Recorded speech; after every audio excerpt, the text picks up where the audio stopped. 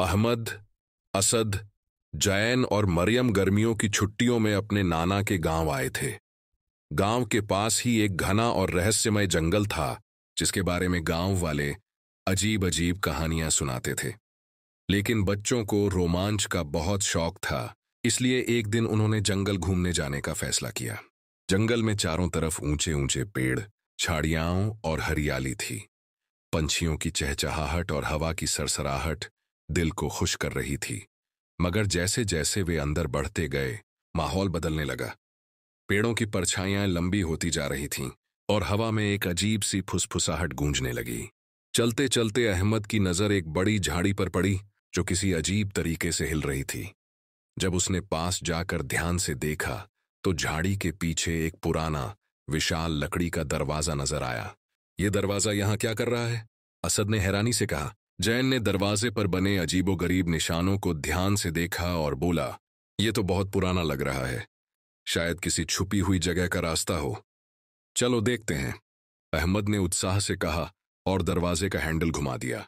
जैसे ही दरवाजा खुला, बच्चों ने देखा कि अंदर का नजारा एकदम अलग था।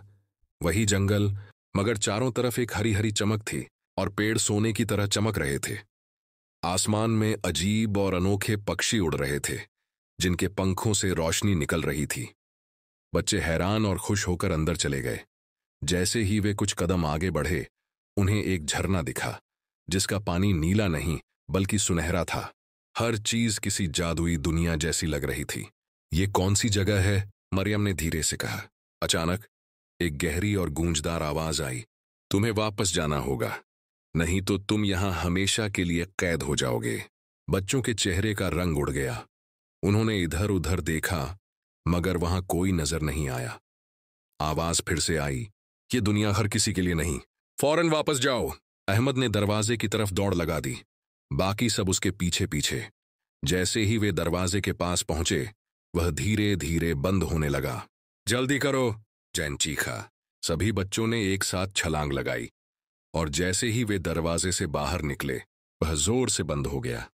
बच्चे हाँफ रहे थे, उनके दिल जोर जोर से धड़क रहे थे। जब बच्चों ने अपने होश संभाले तो वे हैरान रह गए। दरवाजा वहां था ही नहीं। यह कैसे हो सकता है? अहमद ने हैरानी से इधर उधर देखा। कहीं हमने सपना तो नहीं देखा? असद बोला। मगर जब मरियम ने अपनी जेब में हाथ डाला तो उसने वहां से एक चमकता हुआ सुनहरा पत्थर निकाला जो उस दुनिया से आया था।